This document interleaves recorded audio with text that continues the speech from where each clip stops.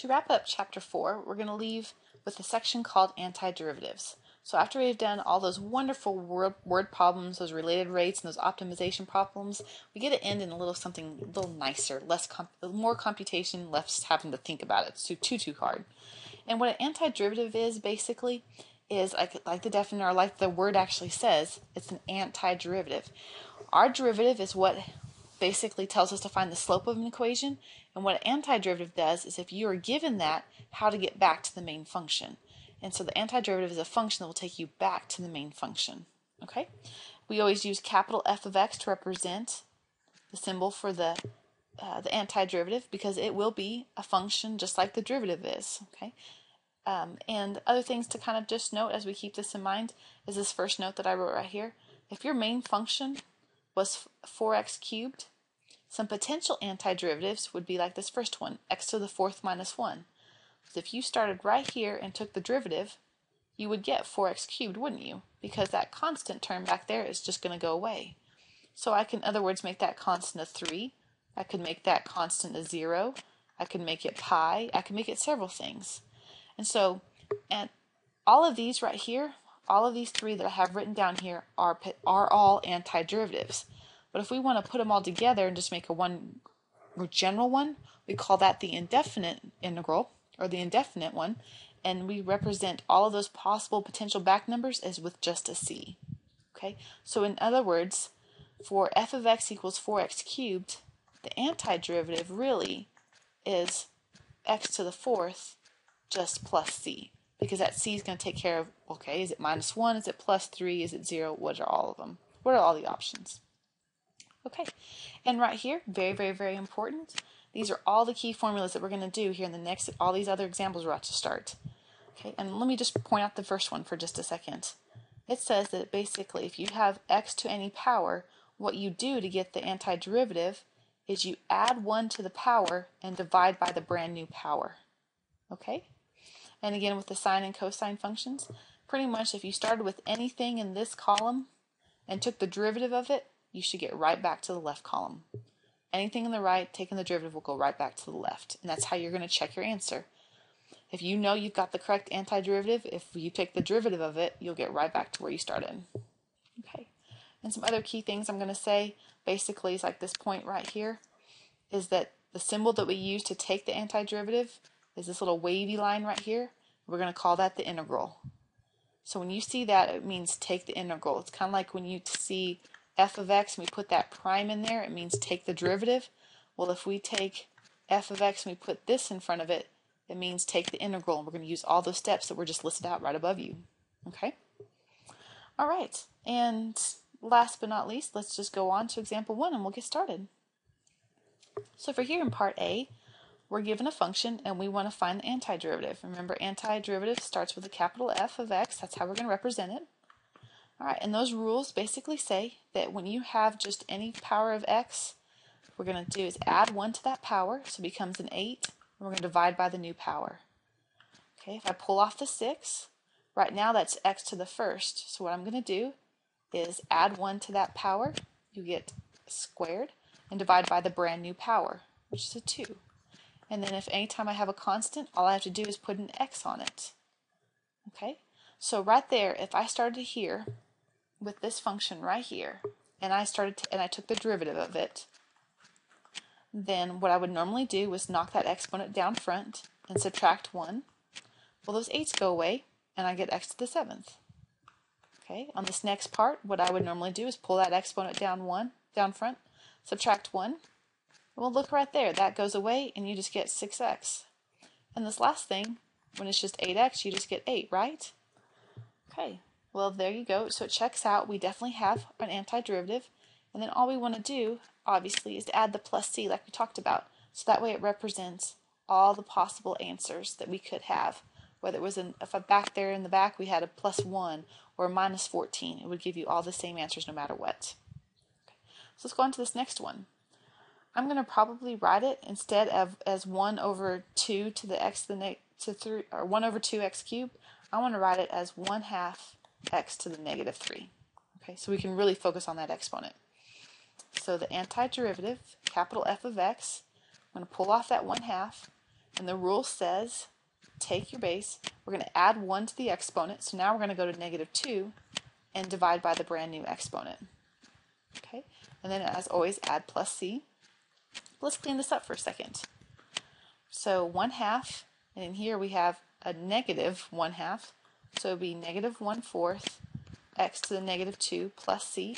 And if we want to write it without a negative exponent, we can write it as -1 over, now where I wrote an x down there in the denominator, you know it should be a 2, or I'm sorry, a 4. Then we have 4x squared plus c. And that right there would be a function to represent the antiderivative for this first part. So going on to examples C and D. Again, we want to be able to see the exponents, so let's write this as x to the 1/3. And I'm going to write that again as 1/3. And since this is the denominator, I'm going to write it as x now to the -1/3. Okay, so our antiderivative, I'm going to start with that x. I'm going to add 1 to the exponent, so 1/3 plus 1 would be 4/3. And then we're going to divide by that brand new exponent.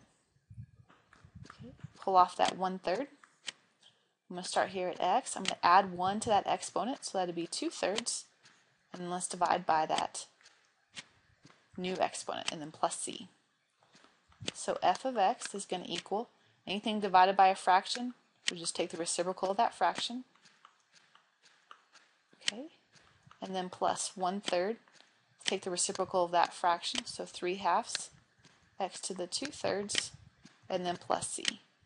And one more time, just kind of cleaning up everything, we'll get 3/4 x to the 4/3 plus 1/2 x to the 2/3 plus c. Box that all up, and that one's finished. Okay, this next one looks like it's set up really great for us. Already you can recognize all the exponents.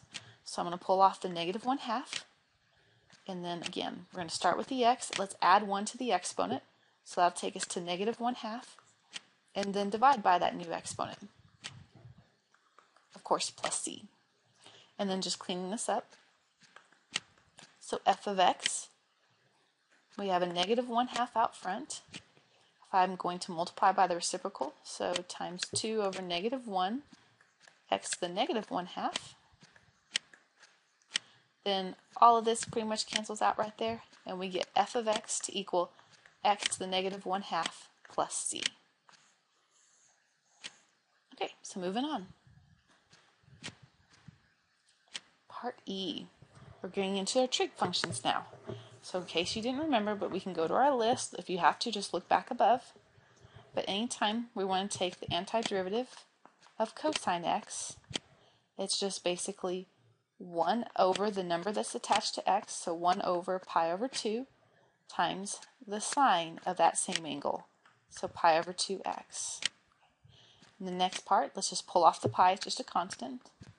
And then the antiderivative of cosine x, it would be 1 over the number attached there, so it would be 1 over 1, times the sine of x, and then plus c. So kind of cleaning this up then, our antiderivative is, let's take the reciprocal there, so 2 over pi times the sine of pi over 2x plus pi sine of x plus c. And there's the answer for that one. Alright, moving on to number 2. We want to find the most general antiderivative or indefinite integral for the following. So again, remember that symbol right there just basically tells us we want to find the integral. And anytime you have integral of a sum, we're just going to treat it piece by piece. Okay. By the way, dt is written right there because these are both functions of t's. Okay. If that was an x squared over 2, then it would be dx right there. Okay, so attached to the first term technically is a 1/2 t squared, and then we have the 4t cubed. Okay, so our antiderivative, so I was going to write f of x, wasn't I?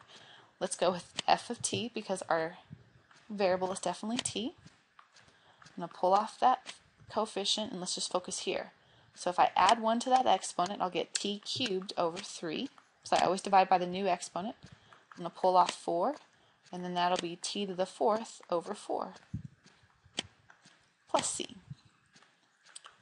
So the antiderivative for the function of t would be 1/6 t cubed plus, the 4's are going to cancel, so t to the 4th plus c.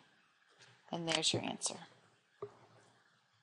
Going on to part B, we want the integral of this one. So we're going to say our antiderivative is going to equal to, we're going to add 1 to that exponent, so -5/4 plus 1 would be -1/4.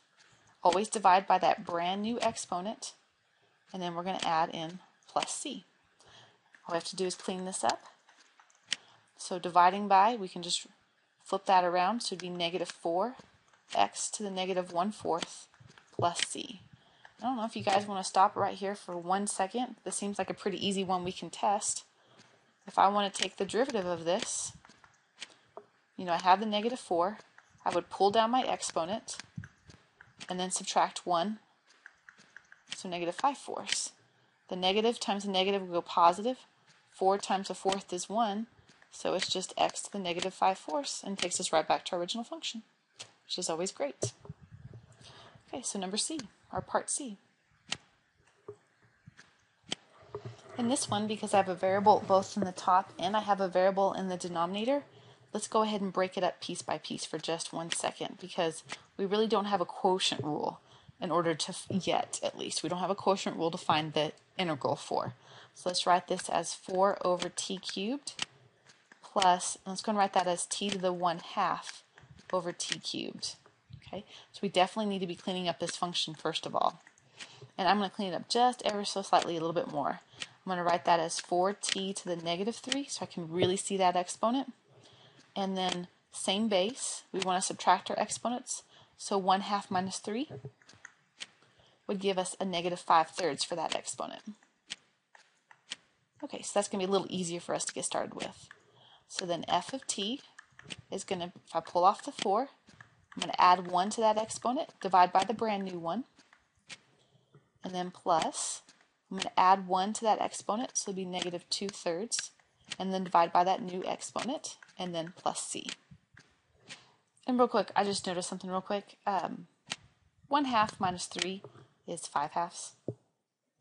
So that should be a 2 right there. It makes a tiny, tiny, tiny little difference, but so let's change up the exponent over here on this side as well. Glad I caught that, fortunately. Okay, so -5/2, if we're going to add 1 to the exponent, would be a -3/2 actually. And then divide by that new exponent. Okay, so let's clean this up.